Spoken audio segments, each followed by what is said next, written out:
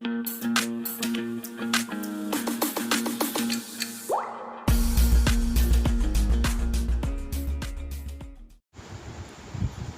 Students, आज मैं आपके सामने लेकर आया हूँ जितने भी वीडियोज़ हमने देखे उन सब का एक संक्षिप्त विवरण कह सकते हैं, समरी, जो भी आपने अभी तक सीखा। चलिए शुरू करते हैं। आज का हमारा टॉपिक है, जैसा कि हम लोग चैप्टर फर्स्ट के बारे में बात कर रहे थे, मैटर इन आवर सराउंडिंग्स। चलिए, आपने सबसे पहले डेफिनेशन देखी थी मैटर की। तो हमने कहा था कि anything that occupies space and have mass is called matter. और हमने ये भी जाना था कि अगर हम क्लासरूम में अपनी बात करें तो कुछ मैटर की एग्जांपल्स देखने को मिल जाते हैं। जैसे आप अगर अपनी क्लासरूम को चारों तरफ देखेंगे तो आपको मिलने वाला है एक बोर्ड, ठीक है। बोर्ड के बाद आपको मिलता है टेबल, और टेबल के बाद chair, some more things like duster, marker, ठीक है। तो सब एक्चुअली तो ये सारी चीज़ें किसी न किसी मटेरियल की बनी होती हैं, और उस मटेरियल को एक नाम दिया गया जिसे मैटर कहा गया। तो अब आपको क्लियर होगा कि मैटर क्या होता है। चलिए, अब इसके हम बात करते हैं आगे की। एग्जांपल्स भी हमने देख लिए। अब एक एग्जांपल्स को लेकर समझते हैं इसकी डेफिनेशन को, कि कैसे ये हम ऑब्ज़र्व कर पा रहे हैं कि क्या ऑक्यूपाई स्पेस है और उसमें कैसे मास है। जैसे हम एक एग्जांपल ले लेते हैं कि भाई, सबसे पहले हम एक एग्जांपल में डस्टर का एग्जांपल लेंगे। डस्टर को जब आप लिफ्ट करते हो या उसको उठाते हो, जब आपने डस्टर को उठाया तो आप देखेंगे कि आपको उसमें कुछ मास या वेट कुछ फील होगा। लाइक डस्टर इज़ अराउंड 150 ग्राम और 200 ग्राम, लाइक दिस। और अगर आप डस्टर को टेबल के ऊपर रखते हैं तो हम देख पाएंगे कि जैसे मान लीजिए कि ये आपका पास एक टेबल है, ठीक। इस टेबल के ऊपर हम रख देते हैं डस्टर को, तो इस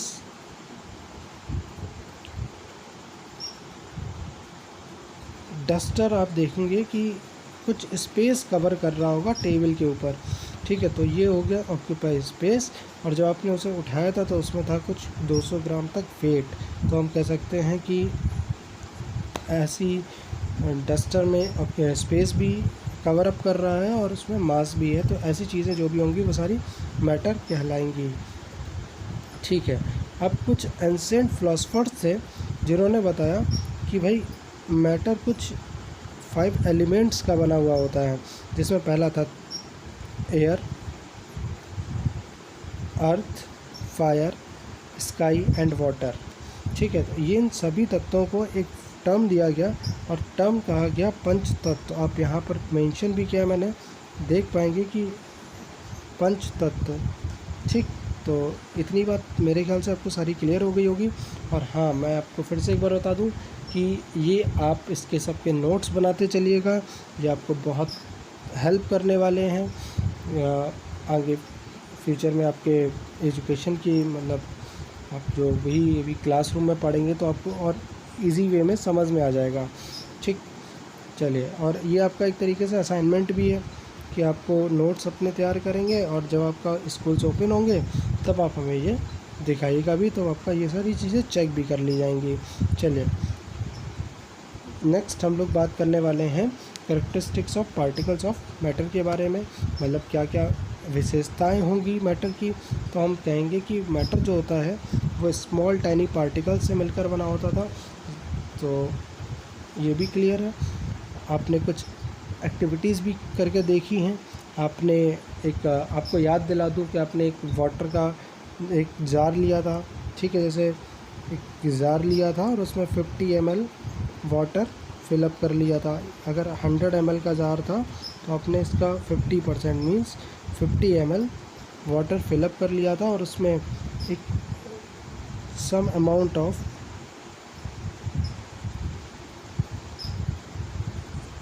सॉल्ट ले लिया था। और जब आपने सॉल्ट को उसमें डिज़ोल्व करा तो मान लीजिए कि ये वाटर के पार्टिकल्स थे, और जब आपने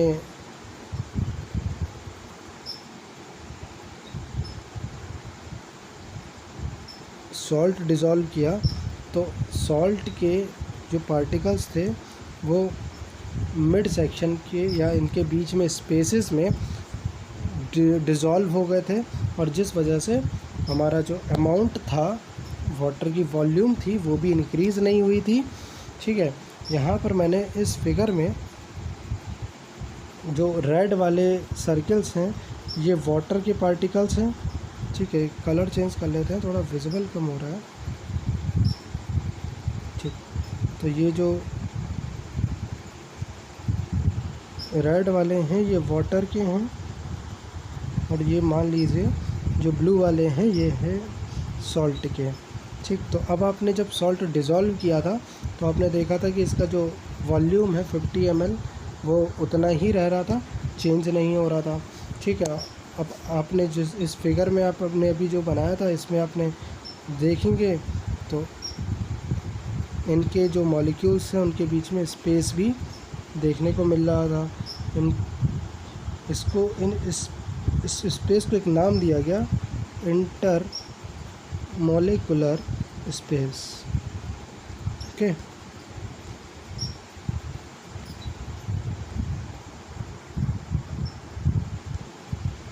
ठीक है, इतनी बात समझ में आ रही होगी आपके। चलिए, अब इसमें नेक्स्ट पॉइंट था vacant spaces exist in particles. तो आपने पार्टिकल्स के बीच में स्पेस भी देख लिया, रिक्त स्थान भी आप देख चुके हो। ठीक है, और आपको याद हो तो हम लोगों ने एक और एक्टिविटी करी थी जिसमें आप लोगों ने पोटेशियम परमैंगनेट की क्रिस्टल्स को डिज़ोल्व किया था वाटर में, और फिर उसको डाइल्यूशन करके देखा था कि हमारे पास जो उसका कलर बार बार चेंज हो रहा था, और हमने कहा था कि पार्टिकल का साइज कितना भी माइनर हो सकता है। इसके बाद हम लोगों ने कहा था particles are in continuous motion. तो ये भी चीज़ें हम लोगों ने देखी थी कि जब हम, जैसे मान लीजिए हमारे पास कोई सब्सटेंस है, फॉर एग्ज़ाम्पल हम लोग वाटर ले लेते हैं, जो भी हमने अभी लिया था।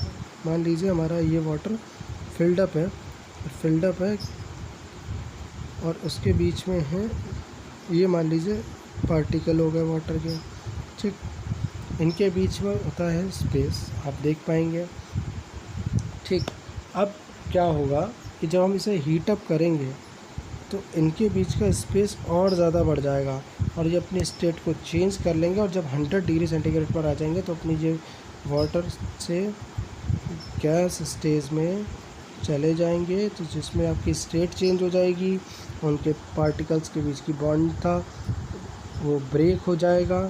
ठीक है, अब ये जब ब्रेक हो जाएंगे तो ये हमारे पार्टिकल्स होंगे वो फ्री हो जाते हैं, और जब पार्टिकल्स फ्री हो जाते हैं तो वो मूव कर सकते हो, और पार्टिकल्स में होती है प्रेजेंट काइनेटिक एनर्जी।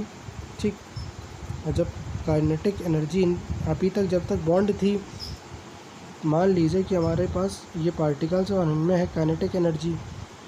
ठीक, काइनेटिक एनर्जी होने की वजह से पार्टिकल मूव कर सकता था, लेकिन अब इसमें प्रेजेंट है बॉन्ड जिससे वो मूव नहीं कर पा रहा। ठीक, लेकिन जब हमने उसको हीट दी, ठीक, और हीट देने से ये बॉन्ड हो गया ब्रेक। इस बॉन्ड के ब्रेक हो जाने से ये जो पार्टिकल्स के बीच में एक तो स्पेस बढ़ गया, और स्पेस बढ़ने के बाद ये फ्री हो गए कहीं पे भी मूव करने के लिए। ठीक, तो हम कह सकते हैं, तो इससे हमें क्या पता चला कि पार्टिकल्स हैव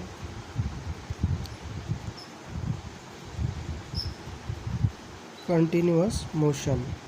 चलिए, अच्छा, इसके बाद particles are held together by forces. ये भी बात होगी कि कुछ फोर्सेस की वजह से वो आपस में पार्टिकल्स जुड़े हुए होते हैं, और इसको एक नाम दिया गया है इंटर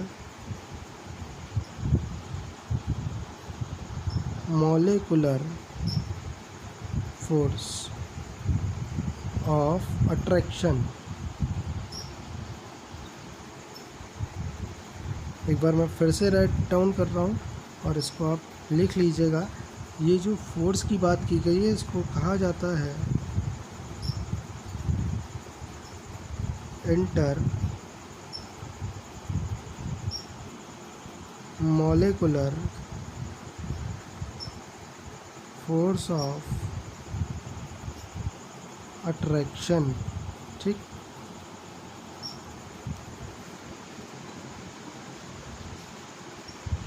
तो ये सारी बातें क्लियर हो गई होंगी। चलिए बात कर लेते हैं आगे क्लासिफिकेशन ऑफ मैटर के बारे में। तो हमने देखा था कि जब हमने फिजिकल स्टेट में जो हमारा मैटर होता है ये कुछ 3 फॉर्म्स में प्रेजेंट होता है, जिसमें पहली होती है सॉलिड, दूसरी होती है गैस, और थर्ड होती है लिक्विड। मीन्स पहली सॉलिड, दूसरी गैस, और पहली सॉलिड, दूसरी लिक्विड एंड थर्ड गैस। ठीक है, तो आप एग्जांपल भी देख पा रहे हैं कि इसमें एक आइस का फिगर है, ये एग्जांपल हो गया सॉलिड का। उसके बाद ये लिक्विड आप देख पा रहे हैं, वाटर का लिक्विड फॉर्म में है तो ये लिक्विड हो गया, और जब हम उसे वेपर में चेंज कर लेंगे वाटर पेपर्स तो वो गैस हो गया, या स्टीम कह सकते हैं। ठीक, चलिए बात कर लेते हैं सॉलिड क्या होते हैं इसमें, क्योंकि 3 स्टेट्स थी। अब हम बात करेंगे सॉलिड के बारे में कि व्हाट इज़ सॉलिड, सॉलिड क्या होता है। चलिए, solid have a definite volume and definite shape. ठीक है, तो मीन्स अब हमने जाना कि हमारे पास जो सॉलिड होता है इसकी एक डेफिनेट वॉल्यूम होती है और डेफिनेट शेप होती है। अब ये कैसे हुआ भाई, इसके पीछे क्या रीज़न्स होंगे इसको भी समझ लेते हैं। हमने कहा था कि भाई जो हमारा पार्टिकल होता है, जो हमारा मैटर होता है वो छोटे छोटे टाइनी पार्टिकल्स का मिलकर बना होता है, और ये पार्टिकल्स के बीच में स्पेस होते हैं। अगर हम सॉलिड की बात करेंगे, बहुत प्रॉब्लम कर रहा है, तो ये जो स्पेस होगा सॉलिड में ये बहुत कम होता है, जिस वजह से अब अगर आपको सिंपल सा समझना है तो ऐसे समझिए,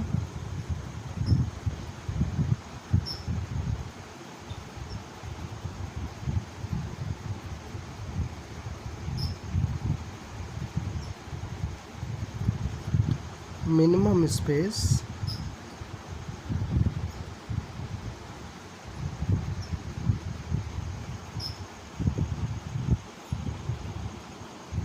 प्रेजेंट इन पार्टिकल्स। ठीक है, बिटवीन पार्टिकल्स। ठीक, जो हम लोग वैकेंट स्पेस की बात कर रहे थे पार्टिकल्स की, तो वो मिनिमम होता है। और ऐसा क्यों होता है, क्योंकि अभी हमने आपसे बात की थी IMF के बारे में, मतलब inter molecular force of attraction के बारे में। ये जो अट्रैक्शन होगा ये बहुत ज़्यादा होता है सॉलिड के मॉलिक्यूल्स में, जिस वजह से जो सॉलिड के मॉलिक्यूल्स हैं वो एक दूसरे से इतने करीब होते हैं कि इधर उधर मूव नहीं कर पाते हैं। ठीक, चलिए मैं अभी आगे फिगर में भी आपको दिखा दूंगा। आप समझ जाओगे कि इसकी डेफिनेट वॉल्यूम क्यों होती है और डेफिनेट शेप क्यों होता है।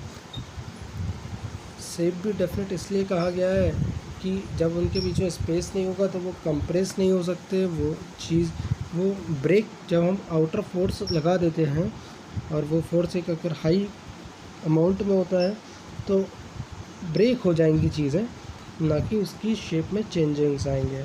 तो इसी वजह से हम कह सकते हैं कि जो सॉलिड होता है उसकी डेफिनेट वॉल्यूम होगी और एक डेफिनेट शेप होगी। ठीक, यहाँ पर मेंशन भी किया हुआ है रीज़न कि these particles are held very close to each other in an orderly fashion and there is not much freedom of movement. अगर इसका आपको फिगर से समझना है तो इसको अभी मैंने आपको जैसे बताया था, इसका मैंने आगे फिगर भी दिया हुआ है, आप यहाँ से भी समझ सकते हैं कि अगर इस फिगर में आप देखेंगे जो हमारे पास सॉलिड है, ये स्ट्रक्चर है सॉलिड की। सॉलिड के पार्टिकल्स आपको देख रहे होंगे कि कितने क्लोज हैं आपस में एक दूसरे के, जिस वजह से उनके बीच में स्पेस जो होता है ये इसमें मिनिमम होता है। ठीक है, मिनिमम स्पेस आपको दिख रहा होगा कंपैरेटिवली बाकी दोनों के। इसमें देखिए कंपैरेटिवली इसके लिक्विड में स्पेस ज़्यादा है, सॉलिड में कितने पार्टिकल्स इनके दूर दूर है। ठीक है, तो मिनिमम स्पेस है। इसके पीछे रीज़न क्या है कि इनके बीच जो inter molecular force of attraction ज़्यादा है, सबसे ज़्यादा सॉलिड में होता है इंटरमोलिकुलर फोर्स ऑफ अट्रैक्शन, उसके बाद लिक्विड में और उसके बाद गैस में, जिस वजह से इनके बीच में स्पेस, जो वैकेंट स्पेस होते हैं उनमें डिस्टेंस भी मेंटेन होता है, जिस वजह से हम कह पाते हैं अब जब इतना पार्टिकल्स इतने क्लोज हैं तो एक इसकी डेफिनेट शेप हो जाती है, इसकी शेप चेंज नहीं होती और एक डेफिनेट वॉल्यूम होती है कि भाई इससे ज़्यादा नहीं होगा नॉट। और लिक्विड में आप देखते हो कि जिस चीज़ में आप डालते हो लिक्विड को वो वैसी ही शेप ले लेती है, बिकॉज इनके बीच में वैकेंट स्पेस होता है, जिस वजह से ये मूव कर सकते हैं। ठीक है, चलिए इसको समझ लेते हैं। नेक्स्ट, लिक्विड को भी, liquid have definite volume but not the definite shape, they take the shape of the container in which they are placed. ठीक है, तो आप यहाँ पर देख पा रहे हो जैसा भी हमने कहा था कि जो लिक्विड होते हैं उनकी डेफिनेट वॉल्यूम होती है लेकिन उनकी शेप डेफिनेट नहीं होती है। जिस कंटेनर में डाला जाएगा वैसी हो जाती है। जैसे आप ऑयल ले लीजिए, अच्छा एग्जांपल है, आप देखेंगे ऑयल को जिस टाइप की बॉटल में आप रख देंगे वो उसी शेप की हो जाती है, ऐसी वाटर भी हो गया और मिल्क भी। ठीक है, रीजंस क्या हैं ऐसा क्यों होता है? तो the particles are close to each other but they can move around. आपने देखा था क्योंकि इनके पार्टिकल्स जो थे लिक्विड में उनको थोड़े थोड़े डिस्टेंस पे थे। ठीक है, कंपैरेटिवली सॉलिड के तो थोड़ा सा डिस्टेंस पे ज़्यादा होते हैं। ठीक है, जिस वजह से ये मूव कर सकते हैं और जब ये मूव कर सकते हैं तो अपनी शेप में चेंजिंग्स कर सकते हैं। चलिए गैस की बात कर लेते हैं। गैसेस ऑफ नीदर, अच्छा, gases of neither definite shape और definite volume not definite volume. ऐसा इस क्यों हुआ? तो हम फिर से वही चीज़ करने वाले हैं कि जो गैस के पार्टिकल्स थे ये इतने दूर दूर थे जिस वजह से इनकी कोई शेप ही फिक्स नहीं हो पाई और कोई वॉल्यूम नहीं है। मान लीजिए कि इतने बड़े कमरे में आप एक, जैसे हम लोगों ने एग्जांपल लिया था कि जब हम एनलाइट कर देंगे अगरबत्ती को या जितनी कोई भी सब्सटेंस जो फ्लेम हो सकता है, और आप देखेंगे जो उससे निकलने वाला फ्यूम्स हैं वो चारों तरफ तुरंत ही पूरे कमरे में फैल जाती हैं। ठीक है, जैसे फॉर एग्ज़ाम्पल आप ले लीजिए कि अगर हम अगरबत्ती को जलाते हैं तो वो पूरे कमरे में चारों तरफ हर तरफ उसकी खुशबू आने लगती है। तो ये एक रीज़न होता है कि उसकी कोई फिक्स शेप नहीं है और उसके मॉलिक्यूल्स में इतना ज़्यादा डिस्टेंस होता है कि वो, क्योंकि पर्टिकुलर जो पार्टिकल था उसमें काइनेटिक एनर्जी थी, वो चारों तरफ मूव कर सकती थी और हमने स्पेस भी दे दिया है बहुत सारा, तो वो कहीं पे भी मूव हो सकते हैं। ठीक है, इस वजह से इसकी शेप भी डेफिनेट नहीं होती और वॉल्यूम भी डेफिनेट नहीं होता है, कितना भी एरिया कवर अप कर सकते हैं। ठीक, चलिए, और ये कुछ यहाँ पर मैंने डिफरेंट करके दिखाया हुआ है, इस चार्ट को आप समझ लीजिएगा, इसमें वही चीज़ें बताई हैं जो आप पीछे पढ़ आए हो। चलिए इसको भी देख लेते हैं एक बार जल्दी से। Solid have a fixed shape and definite volume, ये बातें क्लियर हो गई होंगी, ये भी डेफिनेशन में ही होगी। Inter particle distance are smallest, इसके पीछे भी बात होगी थी कि जिसका फोर्स ज़्यादा होगा उनके बीच में डिस्टेंस कम होगा। सॉलिड में इंटरमोलिकुलर फोर्स ज़्यादा होता है पार्टिकल्स के बीच में, जिस वजह से डिस्टेंस बहुत कम होता है। फिर लिक्विड में, तो लिक्विड में भी डिस्टेंस सॉलिड से थोड़ा ज़्यादा और गैस में सबसे ज़्यादा स्पेसेस देखने को मिल जाते हैं। सॉलिड कंप्रेसिबल नहीं है, हमने और भी चीज़ें देखी थी, हमने कहा था एक स्पंज की बात कर लेते हैं एग्जांपल के तौर पर। कंप्रेसिबल की बात आई है कि जब हम उसको ऊपर से फोर्स डाल रहे हैं तब वो अपना शेप चेंज कर रहा है और जैसे ही हम रिलीज़ कर देंगे तो वो वापस अपनी फॉर्म में आ जाता था। ठीक है, तो सॉलिड हम कह सकते हैं कि हमने कितना भी फोर्स डाला वो अपनी शेप चेंज नहीं कर रहा, जबकि लिक्विड ऐसा नहीं होता। लिक्विड कंप्रेस नहीं हो सकता है जबकि गैस कंप्रेस हो सकती है। क्योंकि लिक्विड के बीच में थोड़ा सा कंप्रेशन देखने को मिलता है, लेकिन वापस से अपनी फॉर्म में आ जाते हैं। ठीक है, चलिए। Highly density and do not diffuse, solid diffuse नहीं हो सकते, उनके पार्टिकल्स इतने ज़्यादा क्लोज होते हैं, फोर्स ज़्यादा होता है पार्टिकल्स के बीच में, तो वो मूव नहीं कर पाते हैं। डिफ्यूज़ कंपैरेटिवली सॉलिड के लोअर अमाउंट में हो जाते हैं, और गैस में ये मैक्सिमम डिफ्यूज़न देखने को मिलता है। चलिए, इंटरमोलर फोर्स की बात आप कर ही चुके हो। इसमें पैकिंग दिखाई गई है, जिस सॉलिड जो होते हैं वो कंस्टिट्यूएंट पार्टिकल्स अब वेरी क्लोज होते हैं, कंपैरेटिवली लिक्विड थोड़ा कम क्लोज होगा, और गैस में फ्री होते हैं मूव करने के लिए। तो अब आपको मेरे ख्याल से सारे कैरेक्टर्स और डेफिनेशंस और जितना भी आपने मैटर के बारे में और फिज़िकल स्टेट्स के बारे में पढ़ा, वो सारी चीज़ें समझ में आ गई होंगी। अब इनके नोट्स आप बना लीजिएगा। इस वीडियो को अगर आपको पसंद आया हो तो लाइक कर दीजिए, चैनल को सब्सक्राइब कर लीजिएगा फॉर फ्यूचर रेफरेंसेस, और आपको आगे ढेर सारी चीज़ें आपसे रिलेटेड आपको मिलती रहेंगी इस चैनल पे, तो इसको सब्सक्राइब ज़रूर कर लें।